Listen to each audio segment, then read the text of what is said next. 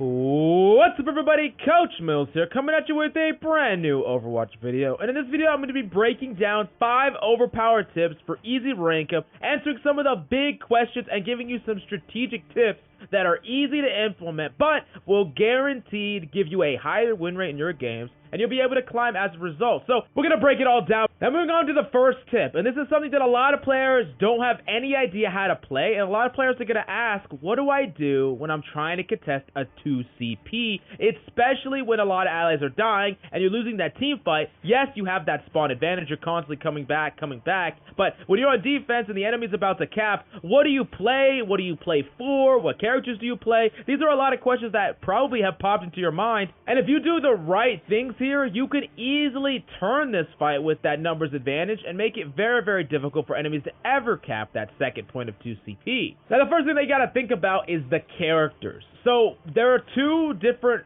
things that you should really prioritize when trying to contest that 2CP. The first thing is instant value, which is the value that a character can get right when they get near the point or on the point. Can they kill someone instantly, like a Doomfist? He can fly out, get a kill on a support that's in the back line without any help at all, and maybe turn a fight if the enemy only has one support left. Now, y'all just have to stall and y'all can win. Now, the next thing is stalling ability. Think of a character like Tracer or a character like Wrecking Ball, really high in the stalling ability capacity. And that can be really good for the situations that I talked about, where if the enemy supports are dead, you just need to outlast them and just keep putting bodies on that point. And on top of that, you have a lot of characters that can get high instant value. Think about something like a Widow, high potential instant value, can headshot multiple people, win that point, but she has 0 stalling ability. So sometimes it's important for you to look at your teammates and notice what combination of instant value plus stalling exists. For example, if you're really confident in getting some picks on Widow, especially when the enemy is not ready for you,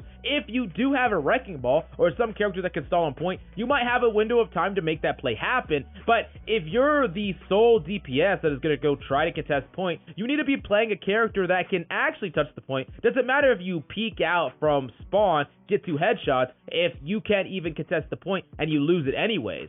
Now, that being said, that can be a little bit confusing for supports in particular, and as a support player, unless you're specifically someone like Lucio that is playing to stall and be that stalling ability type character, you need to prioritize fight turning characters in any given heal situation. You typically don't want to be on the point unless you have to be, and you want to be enabling as much as possible the characters that can really convert on their abilities, or convert a little bit more on the value or the resources you're putting into them and turn that into actual kills. Let's go back to that Doomfist example that we talked about. A Doomfist might roll out, get that 1 kill. If you pump a little bit of heals in him, he can actually get out of that fight and then re-engage again with his abilities. All you have to do is prioritize him, and then all of a sudden, he gets 2 kills, which means with spawn advantage, y'all just can't lose. So that's just something really important that you need to think about, who to prioritize and why. And then the last thing, and probably the easiest way to retake that 2CP when enemies are winning the fight, is play for ultimates.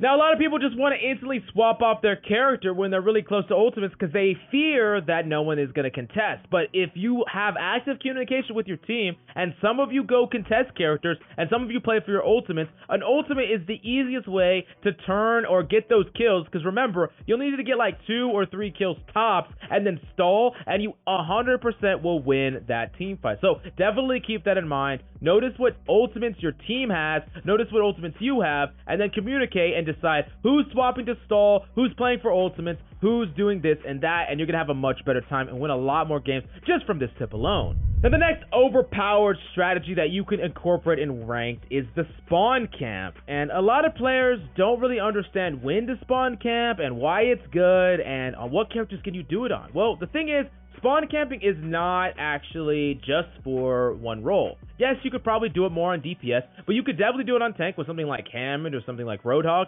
and even on support, specifically Lucio is really good at spawn camping. If you just go to any of the top 500 Lucios, you'll see like every 4 fights they're spawn camping someone, because it actually is legitimately powerful. Now, what spawn camping allows you to do is it allows you to pick off an enemy who is not suspecting you and then go back into the team fight when your team is regrouping and finally finally engaging with a numbers advantage right off the bat. Now, the best time to spawn camp actually is when you go into a fight with your team, but it's a lost fight, but a member of the enemy team got picked off. You've had those fights before. Maybe you pick off the enemy Zen, right? But you don't win the fight. You're still in the enemy backline, and instead of just hiding or going to reset, you're waiting, and you're gonna go try to kill that Zen and pick off that Zen. And you can imagine a ton of characters that could spawn camp a Zen that has no resources. A character like Genji, Tracer, even a McCree if they're not ready for Doom. And then if you think about tanks, Roadhog could do it, Diva could do it, I mean Hammond could do it. You think of supports, specifically Lucio could do it pretty easily. And when you get that pick off, you can go back into your team because there's like a downtime when your teammates are regrouping. You get that pick off, you go in at the same time as your team.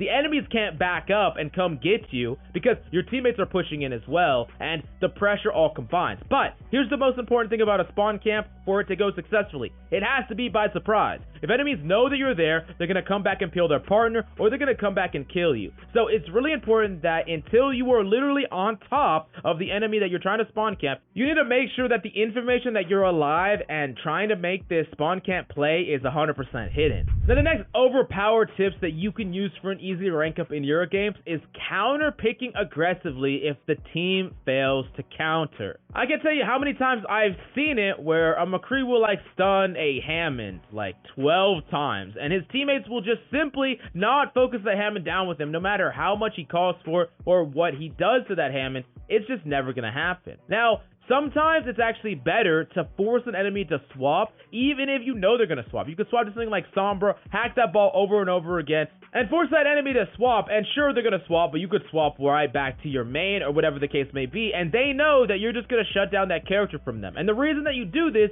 is it's shown time and time again that whatever the case may be, your team does not have the tools, the coordination, the focus to counter whatever is that problem. Instead of trying to do this as a team-based problem, because there's a lot of characters that should be countered as a team, right? Hammond, Doomfist, a lot of different characters. But if the team is not doing enough to make that a reality, then it's better to actually rely on the individual kit of characters and just play that hard counter to, at the very least, force them onto something different, because maybe your team has the tools or the capability to shut down a hog that he swaps to, but they didn't have the focus or the capability to swap down the wrecking ball, and just getting him off that character is the best thing that you could do in that given situation, rather than just having an unkillable ball in your backline just farming y'all over and over again. Now moving on to the next overpowered tip that you should really incorporate. This is a really, honestly, really easy one, but I would highly suggest you do it, and it's abuse an overpowered ability or ultimate combo with a buddy. And when I say abuse, I mean rinse, repeat,